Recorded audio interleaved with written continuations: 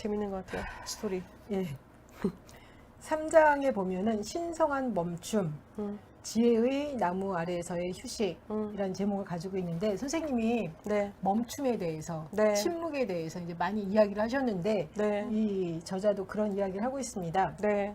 87페이지에 멈춤을 학습하는 것이 근본적인 수용의 첫 단계다.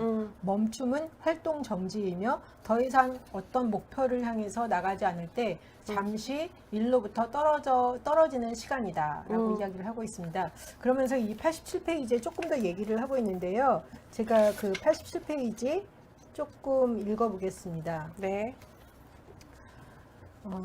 중간쯤인데요. 멈춤은 거의 모든 활동 중에 일어날 수 있고 잠깐 동안이나 몇 시간 혹은 몇 시즌 동안 지속될 수 있다. 앉아서 명상을 하면서 현재 진행 중인 일에서 잠시 멈출 수 있다. 명상 중에는 생각을 내려놓고 주의를 호흡으로 다시 돌리기 위해서 멈출 수 있다. 일상적인 삶에서 벗어나서 피정을 시작하거나 자연에서 시간을 보내거나 안식년을 갖기 위해 멈출 수 있다. 대화를 진정으로 경청하면서 타인과 함께하기 위해서 말하던 것을 내려놓고 멈출 수 있다. 갑자기 가슴이 뭉클하거나 아주 기쁘거나 슬픔이 느껴질 때 그 느낌들이 우리의 가슴을 계속 울리도록 허용하면서 멈출 수 있다. 멈출 때는 우리가 생각하고 말하고 걷고 쓰고 계획을 세우고 걱정하고 먹는 등 무엇을 하고 있든지 간에 하던 것을 그저 중단한 다음 진심으로 존재하고 주의를 기울이고 몸을 고요하게 한다. 당신은 이것을 바로 지금 시도해 볼 수 있다. 읽기를 멈추고 거기 앉아서 아무것도 하지 않으면서 단지 지금 경험하는 것을 알아차린다. 예. 멈춰 보신 적 있으세요? 있기는 한데 쉽지가 않죠. 몸은 멈춰져도 생각이 잘 안 멈춰지잖아요. 마음도 예. 잘 안 멈춰지고요. 예. 네. 예. 그래서 멈춤은 원래 근데 멈췄다라는 것 자체가 시간 제한이 있다라는 것이다. 네네. 맞잖아요. 네네. 그래서 우리는 활동을 멈췄다가 다시 시작을 합니다. 그렇지만 이제는 증가된 존재감과 향상된 선택 능력이 함께한다. 그래서 예를 들면 열받을 때 저는 막 그런 열받으면 그 자리에서 막 다 쏟아내고 싶어. 근데 이제 숨 한 번 쉬고 이렇게 멈추면 생각이 바뀔 수 있잖아요. 네, 맞아요. 감정이 좀 내려갈 수 있어요. 그러니까. 네. 그래서 멈춤의 그 위력. 맞아요. 부부 상담의 기술 중에 하나예요. 쉰다. 멈춘다. 그러니까 부부싸움 할 때 둘이 격앙됐다. 자, 그러면 잠시 멈추시고 30분이나 1시간 동안 각자의 방에 들어가셔서 숨을 고르고 나오라 그래요. 그게 기술이에요. 왜냐면 이제 끝까지 안 가기 위해서. 그냥 가면 그냥 끝까지 갈 수도 있죠. 그렇죠. 감정이 같이 들어가면 감정은 절대 사그라들지 않아요. 증폭되지, 둘이 만나면. 근데 각자 방에 가서 때려 부셔도 돼요? 아니요. 거기서 이제 호흡을 골라야죠. 내가 왜 화났는지. 근데 막 열이 막 여기까지 올라왔어. 근데 멈춰야 돼. 그러면 막 이게 뭐 막 돌 것 같은데? 호흡을 하셔야죠. 호흡. 긴 호흡.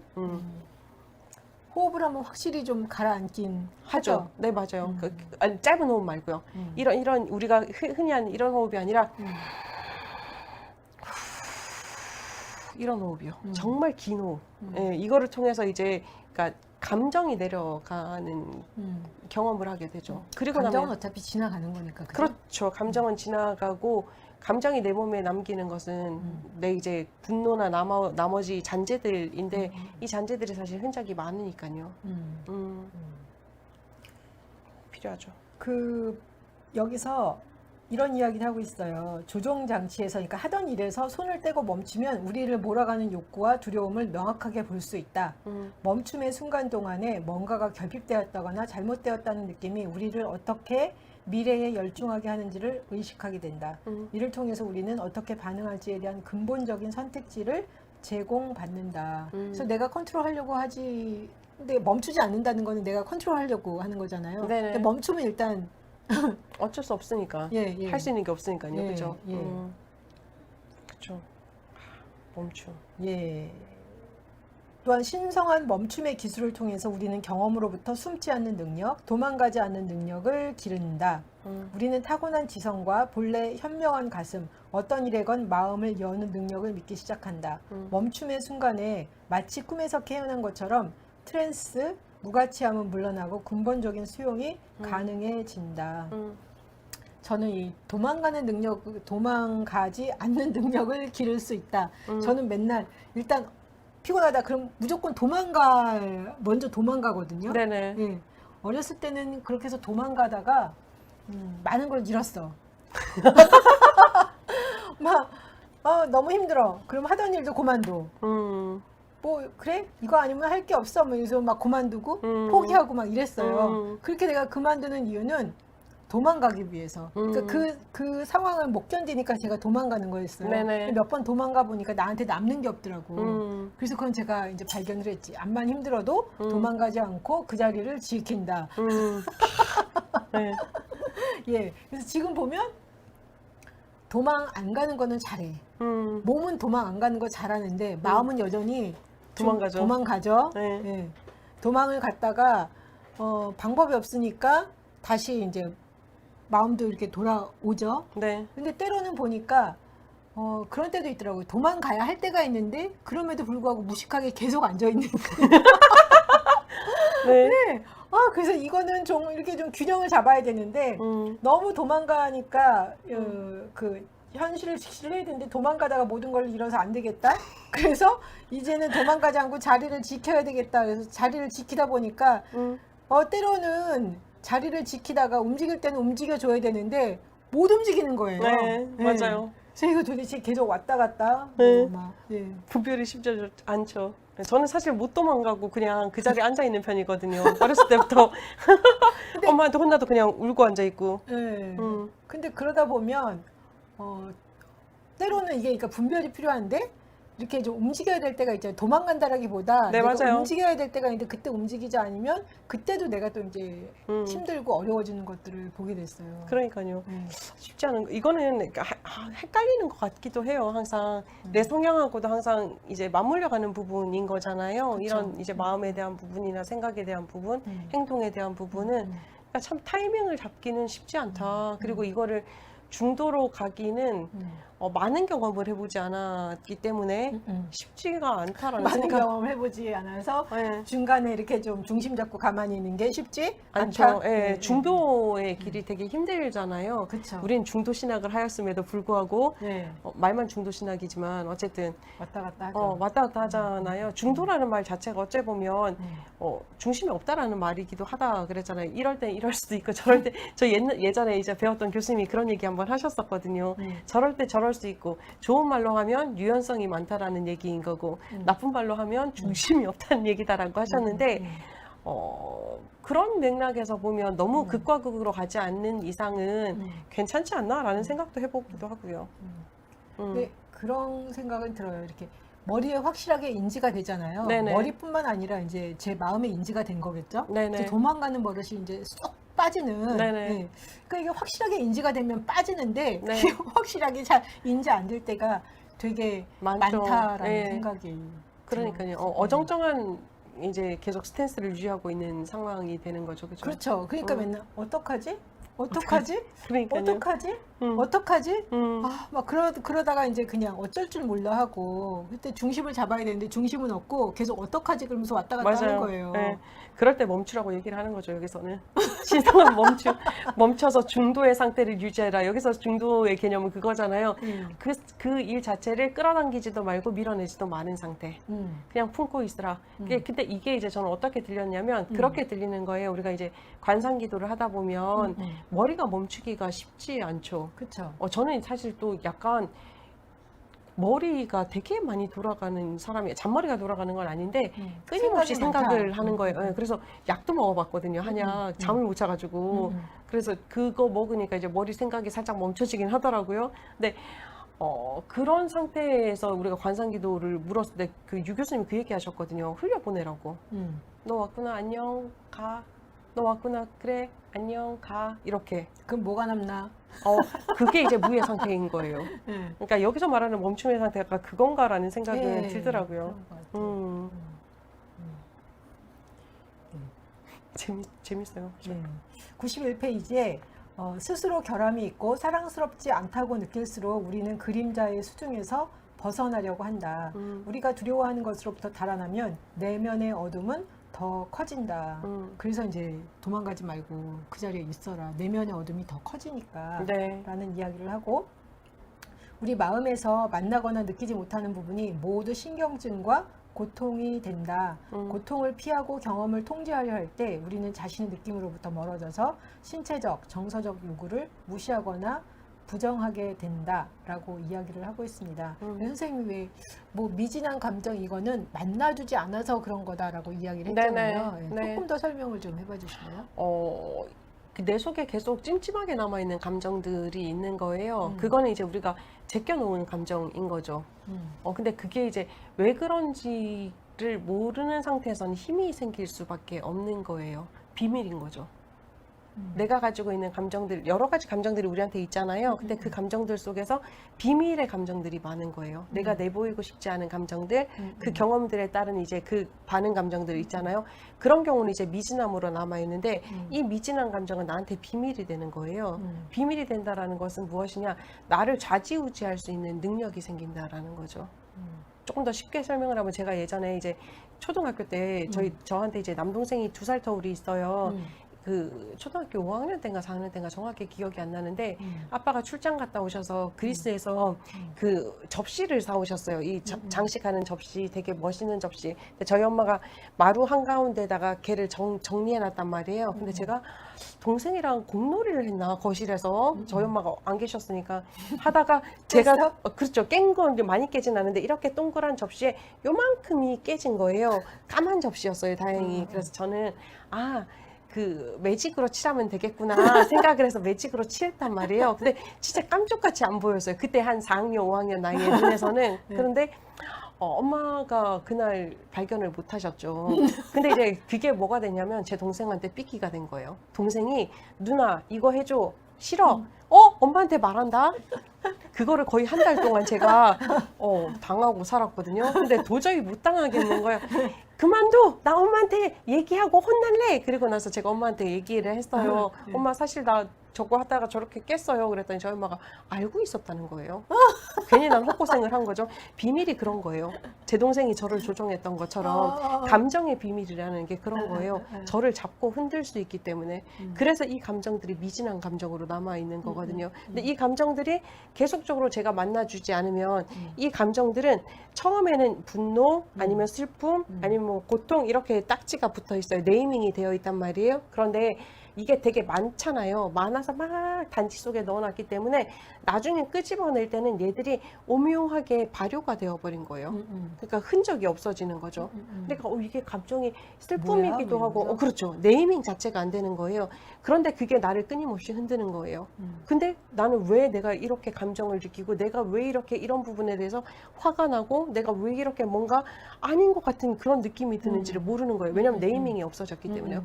그래서 다시 만난다라는 개념은 뭐냐면 내가 가지고 있는 이 비밀스러운 감정에 네이밍을 붙여주는 작업인 거예요. 그래서 그 아이들을 하나씩 만나야 되는 거죠. 네가 고통이었구나. 그래, 내가 왜 그 고통을 이렇게 넣어놨지? 다 만나주는 거예요. 너 거기 들어가서 발효한다고 고생했네? 뭐 이런 거 있잖아요. 그게 필요하다라는 거예요. 네이밍 작업. 네이밍 작업. 쉽지 않네요. 네. 그렇죠. 네. 110페이지에 멈춤은 근본적인 수용으로 가는 관문이다. 멈춤 속에서 우리는 항상 자신의 관통이 흘러가지만 습관적으로 간과하는 삶에 자리를 내주고 주의를 기울이게 된다라고 이야기를 하고 있습니다. 멈추는 것이 근본적인 수용으로 가는 관문이 된다. 이게 좀 유난히 들어오네요. 그죠. 예. 더 멀리 안 가야 되니까요. 3장 보시면서 네네. 예, 나누고 싶은 부분 있으시면 이 멈춤이라는 거에 대해서 되게 이제 그 얘기를 해요. 가장 필요한 순간은 그렇게 하기가 가장 어렵다라고 느낄 바로 그때 멈춰야 된다라고 얘기를 하고 있거든요. 그거는 굉장한 파워가 있어야 될 것 같아요. 그러니까요. 예. 그러니까 끊임없는 이거는 이제 그러니까 제가 느끼는 거는 한 번에 되지는 않겠구나. 내가 끊임없이 소소한 것에서부터 멈춤의 작업이 일어나야 되겠구나라는 생각이 드는 거고요. 멈춤의 작업을 통해서 내가 만날 수 있는 게 뭐지라는 걸 생각을 해봤더니 자유를 만날 수 있고 뭐를 만날 수 있겠지만 여백이 생기겠구나라는 생각도 한 거예요. 그러면 그 여백 속에서 내가 찾고자 하는 게 뭔지 보여지기도 할 것이고 내가 만나고자 하는 게 뭔지 보여지기도 하겠구나라는 생각은 하게 됐고요. 또 이제 말씀 들으면서 드는 생각이 멈춘다라는 것은 내가 상황을 컨트롤할 수 있다는 것 같아요. 그렇죠. 맞아요. 네. 아무것도 없는 상태에서 어떤 거를 컨트롤하겠다라는 게 아니라 그냥 컨트롤인 거예요. 내 마음을. 컨트롤이 되는 거지. 그렇죠. 근데 내가 멈추지 못할 때는 사실 내가 컨트롤을 당하는 거잖아요. 끌려가는 거죠. 큰 개한테 우리가 막 끌려가는 것처럼. 근데 내가 멈출 수 있다라는 거는 이 상황에 대해서 이 컨트롤을 하면서 내가 이제 보면서 갈 수 있다라는. 맞아요. 내공이 필요한 거네요. 내공이 필요한 거죠. 근데 조그만 것부터 시도해보면 좋을 것 같기는 해요. 그죠? 어떻게 보면 멈추는 게 어려운 거는 아닌 것 같아. 하기 싫어서 멈추질 않는 거지. 하기 싫다기보다 미련이 좀 더 많은 거죠. 미련? 뭐 예를 들자면 뭐 지금 멈춘다라고 했을 때 그 부수적으로 따라오는 여러 가지 생각들이 있는 거잖아요. 외적인 부분도 그렇고 내적인 부분도 그렇고요. 뭐 당장 이제 예를 저 수요일 날 설교해야 되거든요. 근데 지금 준비 하나도 안 했어요. 머릿속에서만 있단 말이에요. 멈춘다. 벌써 오늘 월요일이에요. 내일은 제가 이미 제 스케줄이 다 나와 있잖아요. 상담 뭐 5건 하고 저녁에 또 맞네요. 만나고 또 아침에 회의하고 또 마더와이즈 하고 시간이 없네. 근데 수요일 날 저희는 아침 예배거든요. 11시예요. 수요일 날 아침에 또 상담 한 건 하고 나면 시간이 1시간밖에 없는데 당연히 안 나오잖아요. 멈춰지지가 않죠. 그러니까 이런 여러 가지 것들이 있는 거죠. 사실 상황에 따라서 우리가 항상 끌려가고 상황에 우리의 주도권을 넘겨주기 때문에 멈추는 게 쉽지 않긴 하죠. 근데 한 호흡으로 그냥 그 한순간 멈출 수는 있잖아요. 그렇죠. 한 타임, 한 타임. 근데 이것도 진짜 훈련이 필요하다라는 생각 들긴 하더라고요. 네. 음. 네. 사장의 조건 없는 친절, 근본적인 수용의 정신이다. 조건 없는 친절을 베푸는 게 근본적인 수용의 정신이다. 네. 115페이지에 제이콥이라는 임상 심리학자가 알츠하이머에 걸렸습니다. 그런데 그는 자신의 병에 대해서 흥미로워하고 슬퍼하고 감사하고 심지어 쾌활한 태도를 보이기까지 합니다. 그의 그 회복 탄력성에 관심을 갖고 무엇이 그를 그처럼 수용적으로 만들었는지 물었습니다. 그는 이렇게 말했습니다. 그 무엇도 잘못된 것으로 느끼지 않습니다. 모든 것에 슬픔과 약간의 두려움을 느끼지만 진짜 삶으로 느낍니다. 라고 대답했습니다. 그는 혼란과 두려움의 느낌에 어떠한 저항도 하지 않습니다. 무엇도 잘못된 것으로 만들지 않았습니다. 이 같은 조건 없는 친절이 근본적인 수용의 정신이다. 라고 이야기를 하고 있어요. 그냥 나한테 일어나는 모든 것들을 나는 지금 불편하고 이러고 있으면 안 되는데 막 이런 생각이 들면 사실 그거는 뭔가가 잘못됐다라고 생각을 하는 거잖아요. 그렇죠. 근데 이분은 그냥 자기에게 일어난 모든 것들이 알츠하이머라는 병을 앓고 있음에도 그것도 이제 호기심을 가지고 보고 나한테는 잘못된 것이 아무것도 없다. 그냥 있는 그대로 다 수용하는 거. 이게 참 대단하다라는 생각이 대단한 들더라고요. 내공이죠. 네, 맞아요. 네. 그러니까 강의에 대한 예도 나오잖아요. 네, 이분이 네. 생각이 안 나서 그냥 자기 네이밍 작업하셨잖아요. 네, 그죠? 네. 뭐 당황스러움, 뭐 잊어버림, 뭐 이런 거. 네, 근데 네. 그 청중들이 최고의 강연이었다라고 얘기를 하죠. 했대죠. 네. 예, 저는 지금 갑자기 막 강단에 올라갔는데 그러니까. 얘기를 해야 되는데 아무런 생각이 안 나. 와, 그러면 진짜. 이제 완전 이 블랙아웃 돼가지고 어떡하지 하고 막 놀래서 이렇게 했는데 이분은 그냥 숨을 이렇게 쉬고, 그죠? 쉬고서 네. 그냥 자리에 좀 앉아 있으면서 내가 정말 두렵습니다. 힘듭니다. 이러면서 이렇게 다 얘기를 하는데 그게 사람들의 마음을 울린 건 사람들에게도 동일한 마음들이 있기 때문에 그렇게 그렇죠. 마음을 울리지 않았나라는 생각이 들어요. 또 진정성을 만난 거죠. 그분 존재를 만난 거잖아요, 사실. 들어서 저 사람이 알츠하이머 앓고 있구나라는 건 알고 있었을 거잖아요. 그런데 존재를 만난 거죠. 야, 저럼에도 불구하고 저렇게 있을 수 있다니. 그러니까요. 그게 경이로 발가벗은 채로 만난 거 아닌가라는 거 그렇죠. 희미하게 본 게 아니라 얼굴과 얼굴을 마주하여 만난 것 같은 느낌. 아마 저 같으면 제가 알츠하이머에 걸렸다 그럼 뭐 이런 강의하는 자리에 음. 안 가려고 하겠죠. 저도 그럴 것 같아요. 드러내고 싶지가 않아서. 않죠. 그렇죠. 네. 근데 만약에 이제 하기로 했어. 그런데 당황스럽다? 음. 그럼 오늘은 못 하겠습니다. 그리고 집에 가겠죠? 저 같으면. 아니면 울든지.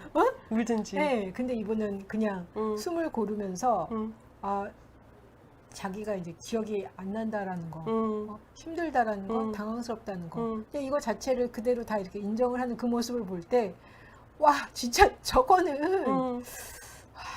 놀랍죠.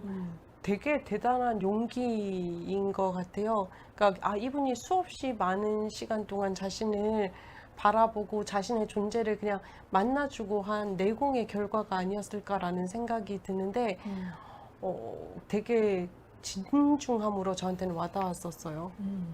감동이었을 것 같아요. 그러니까요. 노학자가 그죠? 노학자가. 놀랍죠. 그냥 뭐 내가 100세가 돼서 혹은 내가 알츠하이머가 걸렸음에도 불구하고 이게 아니라서 그냥 그리고 뭐 사람들이 감동을 받는 건 강의가 나이스하고 네. 아주 뭐 그런 거에 의해서도 감동을 받을 수 있지만 그렇죠. 사람들은 그 이렇게 자신의 그 존재, 마음이 움직여질 때, 맞아요. 가슴이 움직여질 때 이제 거기서 이제 진정한 감동이 있잖아요. 그렇죠. 감동과 잔재가 남죠. 그죠? 그 그렇죠. 감동의 잔재가. 그러면서 아마 그 청중들도 되게 위로를 받지 않았을까. 그러니까요. 네. 그것도 희망이 됐겠죠. 그죠? 그렇죠. 좀 되게 부럽더라고요. 예, 조건 없는 친절. 자기한테 이렇게 조건 없는 친절을 베풀 수 있을까 싶네요. 노력해야죠. 126페이지에 네. 또 이런 이야기도 있어요. 감정적인 고통에 저항하는 대신에 모든 경험에 예스라고 말할 수 있을 때 근본적인 수용의 정신에 생기가 감돌게 된다. 그 엠마누엘의 가르침을 대표하는 팻 로드거스트라는 사람이 다음과 같이 썼습니다. 중압감과 함께 걸으세요. 예스라고 말하며 슬픔의 예스, 은밀히 속삭이는 갈망의 예스라고 말하세요. 두려움의 예스, 사랑은 벽과 울토리를 옆으로 치워버리고 문을 열고 예스라고 말하는 것입니다. 지금 순간에 대해서 그저 예스라고 말하면 천국에 있게 됩니다. 우리가 두려움이나 취약성, 탐욕이나 동요를 느끼는 것에 동의하는 순간 조건 없는 친절한 가슴으로 우리 삶을 감싸 안게 됩니다. 예스는 우리의 사고와 감정이 자연스럽게 일어나고 사라지도록 기꺼이 허락하는 내적인 훈련입니다. 우리의 경험이 어떻게 펼쳐질지에 상관없이 동의함으로 우리는 경험이 마음 안에서 충분히 표현되고 움직일 수 있는 공간을 제공합니다. 예스. Yes. 두려운데 그 두려움에도 받아들인다. 불편함도 그걸 받아들인다. 예. 이렇게 예스로 이렇게 다 좀 안 하죠. 이거는 거의 열반의 수준 아니에요? 해탈의 수준? 근데 이제 노력은 필요한 부분인 거죠. 예스라는 것 자체가 자기 수용에 대한 부분인 거잖아요. 그렇죠. 그리고 이제 이분 정확하게 알고 있는 거죠. 내가 경험하고 있는 모든 것들이 나를 만들어 왔고 지금 내가 경험하고 있는 것들이 나를 만들어 가고 있다라는 것을 알고 있기 때문에 예스가 되는 거죠. 그것이 좋은 경험이든 나쁜 경험이든 상관없이 그게 나니까. 그죠. 저는 이제 이런 책들을 보면서 계속 드는 생각 중에 하나가 네. 저는 선별적으로 예스 하면서 살아왔다는 거지. 저도 그래요. 뭐. 네.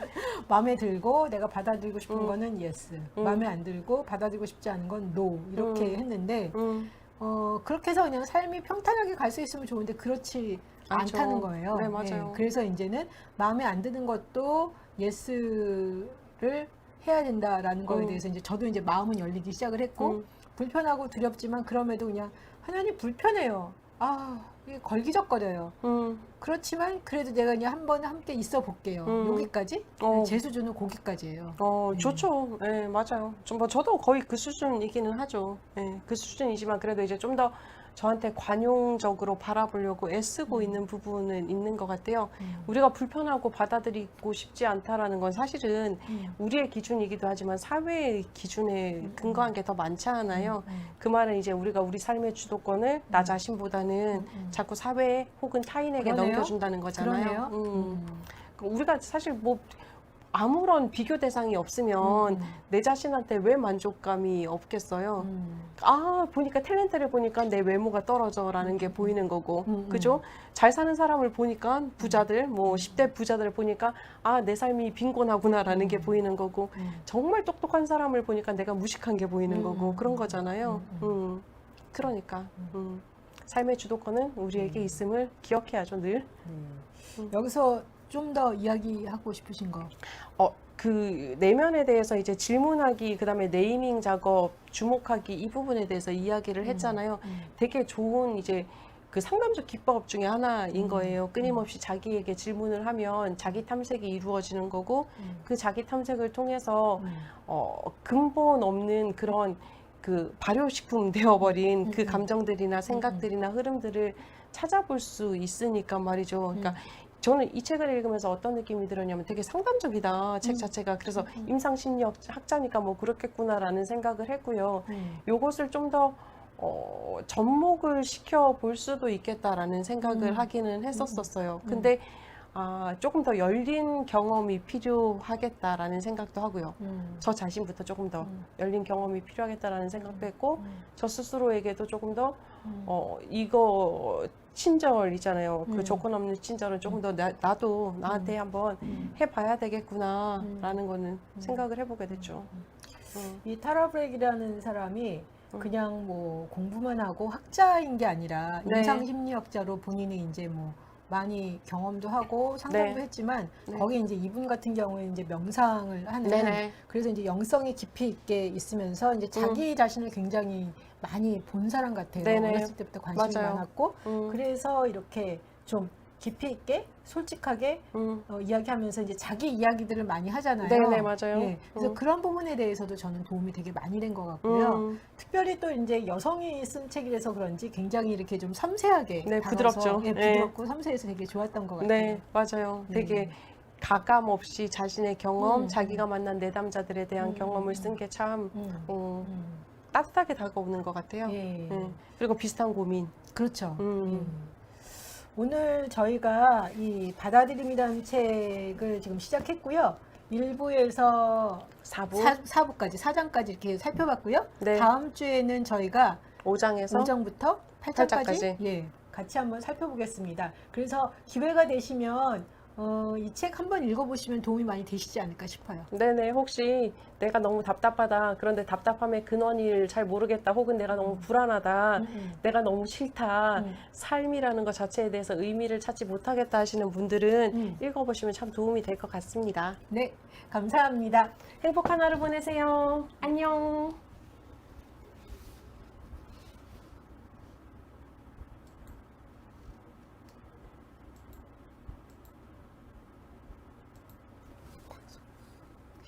방송.